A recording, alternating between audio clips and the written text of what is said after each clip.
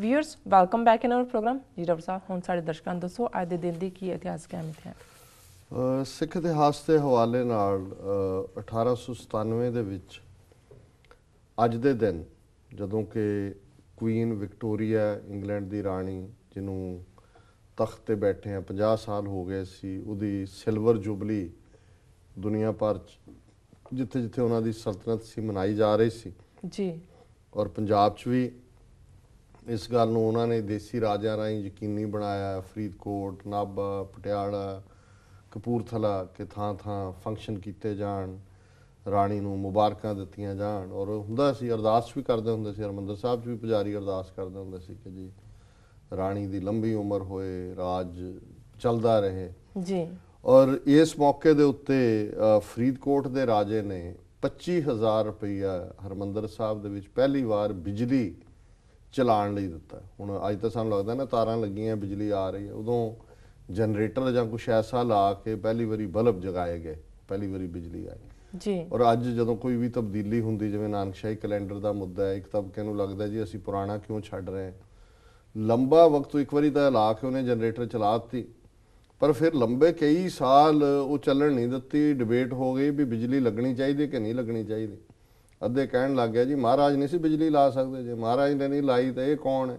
ਉਹਨਾਂ ਨੇ ਕਿਹਾ ਜੀ ਅੰਦਰ ਬਲਬ ਜਗਣਗੇ, ਜਿਹੜੇ ਧਿਆਨ 'ਚ ਜੁੜੇ ਹੈ ਸਿਮਰਨ ਕਰ ਰਹੇ ਉਹਦਾ ਧਿਆਨ ਉਖੜ ਜਾਏਗਾ ਜੀ, ਇਹ ਦੂਜਾ ਹੋਏਗਾ। ਜਿਹੜੇ ਫਿਰ ਕਹਿੰਦੇ ਸੀ ਭਾਈ ਨਹੀਂ ਇਹ ਇੱਕ ਨਵੀਂ ਕਾਢ ਹੈ ਸਾਇੰਸ ਦੀ ਦੂਜੀ, ਉਹਨੂੰ ਦੂਜੇ ਕਹਿੰਦੇ ਸੀ ਬਿਜਲੀ ਭਗਤ, ਆਹ ਦੇਖੋ ਬਿਜਲੀ ਭਗਤ।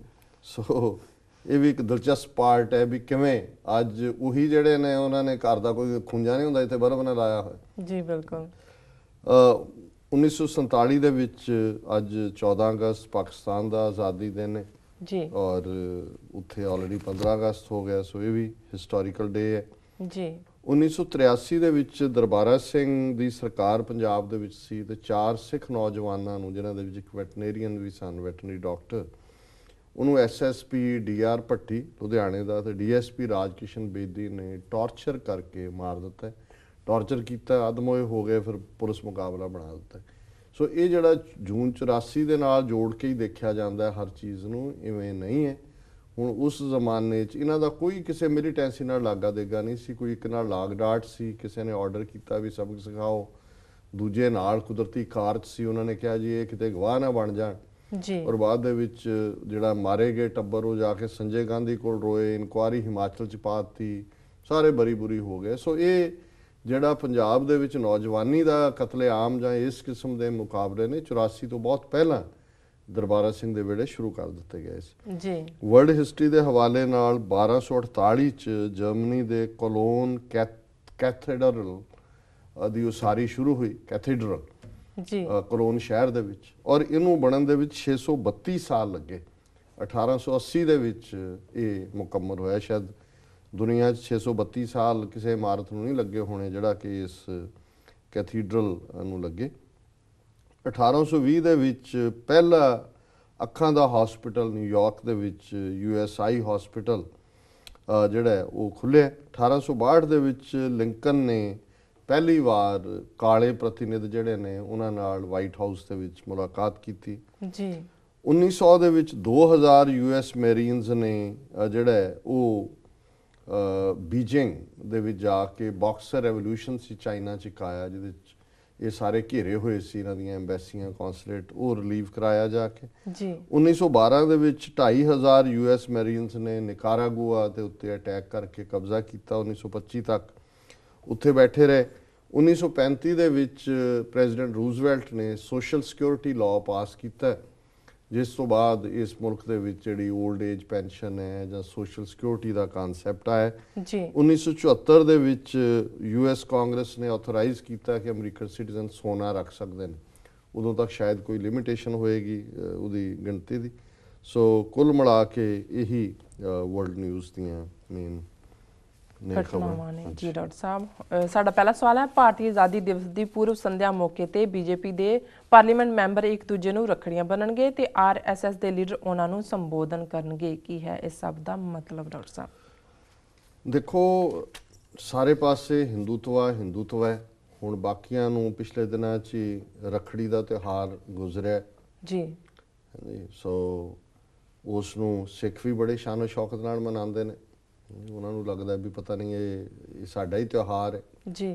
ਜੇ ਤੁਸੀਂ ਦਾ ਪਿਛੋਕੜ ਦੇਖੋ ਤੇ ਰਕਸ਼ਾ ਬੰਧਨ ਦੇ ਨਾਲ ਕਿ ਜਿਹੜੀਆਂ ਬਿਲਕੁਲ ਅਬਲਾ ਸੀ, ਔਰਤ ਨੂੰ ਕਮਜ਼ੋਰ ਬਣਾਇਆ ਹੋਇਆ ਸੀ, ਉਹ ਆਪਣੀ ਰਾਖੀ ਰਕਸ਼ਾ ਦੇ ਲਈ ਬੰਧਨ ਕਰਦੀ ਸੀ ਕਿ ਛਤਰੀ ਨੂੰ ਕਿ ਤੂੰ ਮੇਰੀ ਰਾਖੀ ਕਰੀ।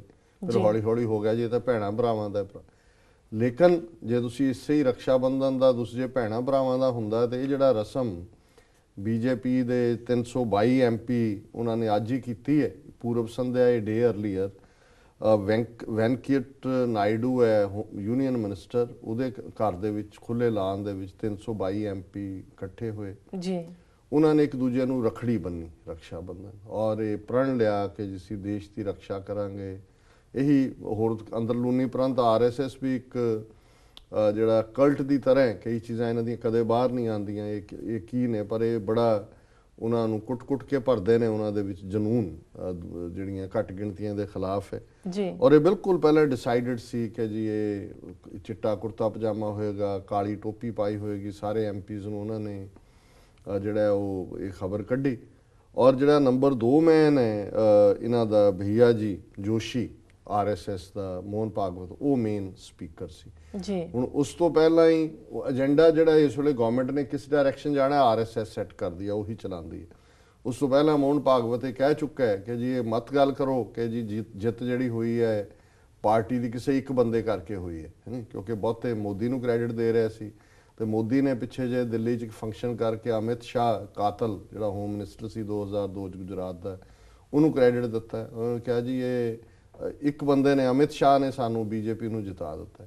ਸੋ ਪਹਿਲਾਂ ਤਾਂ ਇਹ ਮੋਹਨ ਭਾਗਵਤ ਜਾਂ RSS ਇਹਨਾਂ ਨੂੰ ਵੀ ਬਿਲਕੁਲ ਸਿੱਧੇ ਟਿਕਾਣੇ ਰੱਖ ਰਹੇ ਨੇ ਕਿ ਮਤ ਸਮਝੋ ਕਿ ਹੁਣ ਤੁਸੀਂ ਪਾਵਰ 'ਚੋਂ, ਪਾਵਰ ਸਾਡੇ ਕੋਲ ਹੈ ਜੀ। ਸੋ ਨਾਲ ਹੀ ਕਿਉਂਕਿ 15 ਅਗਸਤ ਨੂੰ ਉਹਨੇ ਸੰਬੋਧਨ ਕਰਨਾ ਹੈ ਮੋਦੀ ਨੇ, ਸੋ ਉਸ ਤੋਂ ਇੱਕ ਰਾਤ ਪਹਿਲਾਂ ਪੂਰਵ ਸੰਧਿਆ ਤੇ ਜਿਹੜਾ ਨੰਬਰ 2 ਮੈਨ ਹੈ ਉਹ ਐਡਰੈਸ ਕਰ ਰਿਹਾ, ਉਹ ਉਹਨਾਂ ਦਾ ਅੰਦਰੂਨੀ ਹੋਏਗਾ ਕੀ ਕਿਹਾ ਉਹਨੇ ਕੀ ਨਹੀਂ ਕਿਹਾ।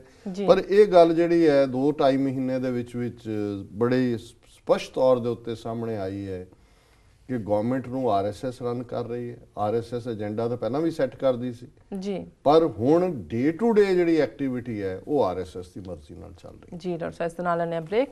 ਵੀਅਰਸ ਤੁਸੀਂ ਕਿਤੇ ਨਹੀਂ ਜਾਣਾ, ਮਿਲਦੇ ਹਾਂ ਛੋਟੇ ਬ੍ਰੇਕ ਤੋਂ ਬਾਅਦ।